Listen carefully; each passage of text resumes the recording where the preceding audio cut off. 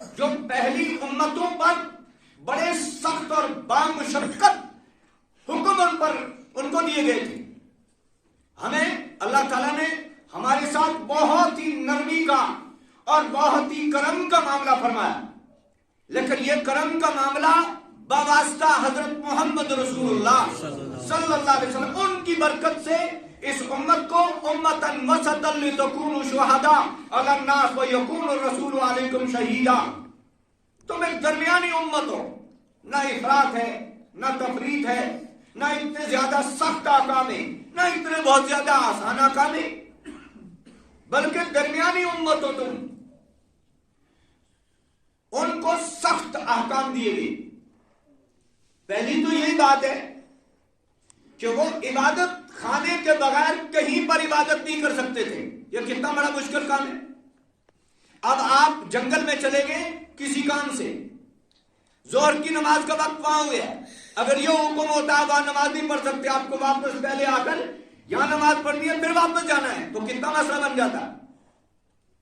یہ حکم ان لوگوں کے لیے تھا، اور اسی طرح وضو پاکی حاصل کرنا ان کے لیے تھا۔ ہم کبھی پیشاب بھی لگ جاتا ہے، جسم پہ بھی لگتا ہے، کپڑوں میں بھی لگتا ہے، ان کے لیے حکم تھا اگر نجاست لگ گئی کپڑے کے ساتھ دھونے سے کپڑا پاک نہیں ہوگا، بلکہ اس کو کینچی لے کر کاٹ کر پھینک دو تب پاک ہوگا۔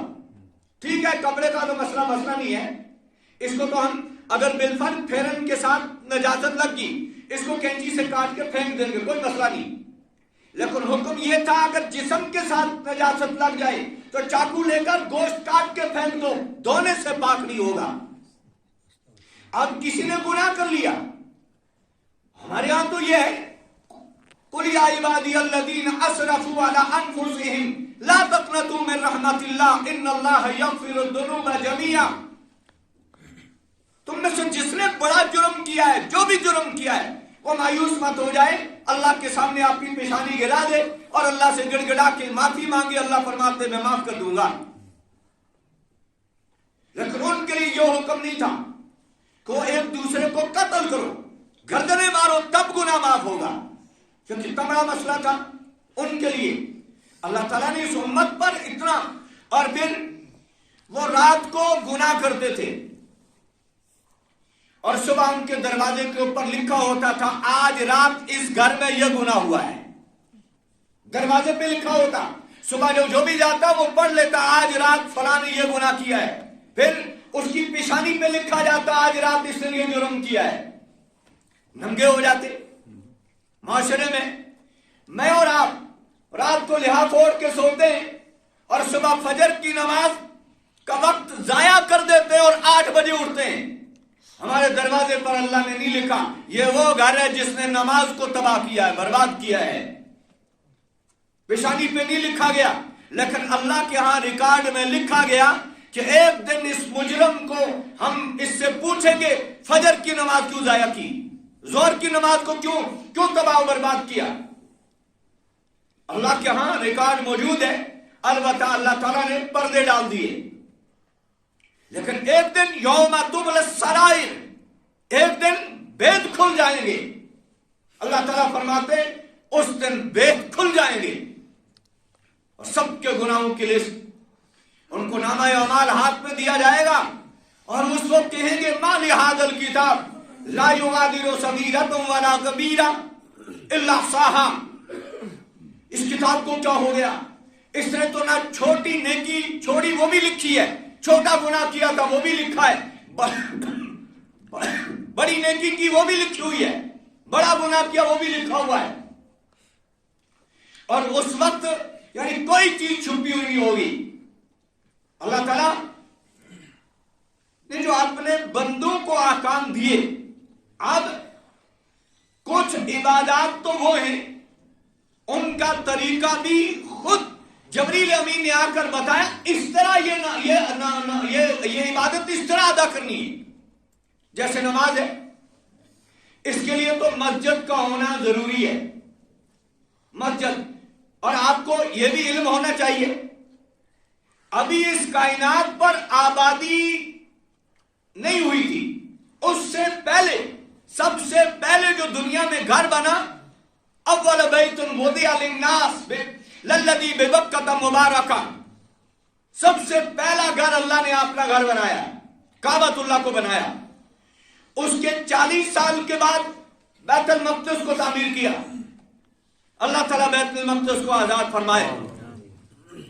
مسلمانوں کو سوچنا چاہیے ہم کیا کر رہے ہیں اور کرنا کیا چاہیے تھا۔ ابھی چند دن پہلے اماموں کو بلاتے تھے، بھائی اس پہ بات کوئی نہ کرے، کوئی نہ کرے۔ ایک دو مرتبہ ہمیں بھی آیا، لیکن مجھے پاس موقع ہی نہیں تھا، میں تھا ہی نہیں تو میں جا نہیں سکا۔ میں نے آپ کے ساتھیوں سے پوچھا کیا بات ہوئی، کہا جی یہی کہا گیا بس یہ نشے پہ بات کرو، عورتیں بھاگ رہی ہیں اس پہ بات کرو، لیکن اس مسئلے پہ کوئی بات نہیں کرنا۔ میں نے کہا میں موجود نہیں تھا، میں کھڑے ہو کر سب کو کہہ دیتا آپ بے فکر گیت پی کر سو جاؤ، یہاں سے کوئی وہاں جانے والا نہیں جائے گا۔ کون جائے گا؟ جو اندر گھر سے اٹھ کے اپنی مسجد میں نہیں آ سکتا ہے، وہ وہاں جا کے بم کے نیچے اپنا آپ رکھے گا؟ سو جاؤ آرام سے۔ یہ وہ قوم ہے جنہوں نے اپنے گھر کی مسجد کو ویران کر لیا، یہ کہاں جا کر اس قبلہ اول کا تحفظ کریں گے؟ ان سے کوئی امید نہیں ہے۔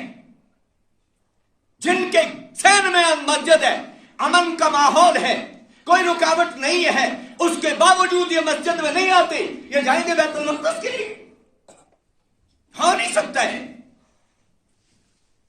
جو ایمان تمہیں بستر سے نکال کر مسجد تک نہیں پہنچا سکتا، خدا کی قسم وہ قبر میں پٹائی سے بھی نہیں بچا سکے گا، وہ اللہ کے عذاب سے بھی نہیں بچا سکے گا۔ ایک مسلمان کو سوچنا چاہیے، اتنی عالی شان مسجد، کتنا پیسہ اس پہ صرف ہوا ہوگا، ہر ایک نے خوش دلی کے ساتھ دیا، اللہ قبول فرمائے، لیکن اس کو آباد کرنا ہے۔ یہ بتیاں لگانے سے مسجد آباد نہیں ہوگی، قالین بچھانے سے مسجد آباد نہیں ہوگی، کمکمے لگانے سے مسجد آباد نہیں ہوگی، بڑی عالی شان عمارت بنانے سے مسجد آباد نہیں ہوگی۔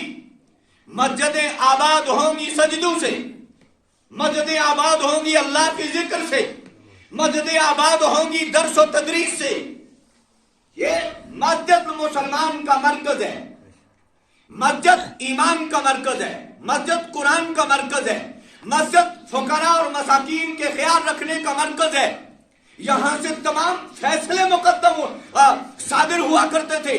کسی زمانے میں جب دارالعلوم نہیں ہوا کرتے تھے، بخاری کا درس مسجد میں ہوتا تھا، مسلم کا درس مسجد میں ہوتا تھا، قرآن کی تفسیر مسجد میں بیان ہوتی تھی، لوگ عقائد مسجد میں سیکھتے تھے، لوگ اعمال کی تعلیم مسجد سے سیکھتے تھے۔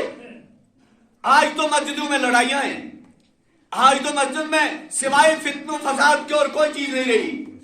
چند آدمی ہیں جو مسجد میں قابض ہیں اور ان کے ہاں کوئی اہتمام نہیں۔ مسجد کا مقصد کیا ہے؟ مسجد میں ہونا کیا چاہیے؟ مسجد کی انتظامیہ کو صرف اتنا نہیں، وہ تو اتنا بھی نہیں کر سکے۔ آج ائمہ مساجد، ان کی جیسی تنخواہیں اجرت ہونی چاہیے ان کی نہیں ہے۔ ایک جگہ میں ہم امامت کرتے تھے تو وہاں باتھ روم کا کوئی انتظام نہیں تھا، دور جانا پڑتا تھا، اور رات کے اس ماحول میں نکلنا مشکل ہوتا تھا۔ تو میں نے انتظامیہ سے کہا اگر قریب میں کوئی انتظام ہو جائے۔ ایک صاحب آگے کہا میں نے سیرت پڑھی ہے۔ میں نے کہا بہت اچھا، مبارک ہے آپ کو سیرت پڑھی ہے۔ کہا میں نے زاد المعاد کے اندر ایک روایت پڑھی ہے۔ میں نے کہا سنائیں کیا روایت ہے؟ کہا اللہ کے رسول صلی اللہ علیہ وسلم رات کو چارپائی کے نیچے ایک برتن رکھتے تھے، جب رات کو کوئی تقاضا ہوتا تھا تو اسی برتن میں کر لیتے تھے۔ میں نے کہا آپ اس پر عمل اپنے گھر میں کر لیجئے، یا مولوی سے کروانا ہے یہ عمل؟ اگر مولوی سے کروانا ضروری ہے تو آپ نے گھر میں بھی کیجئے۔ آقا کی محبت کے قصیدے ہیں زبان پر، ہاں نوکر سرکار ہے علماء دیوبند۔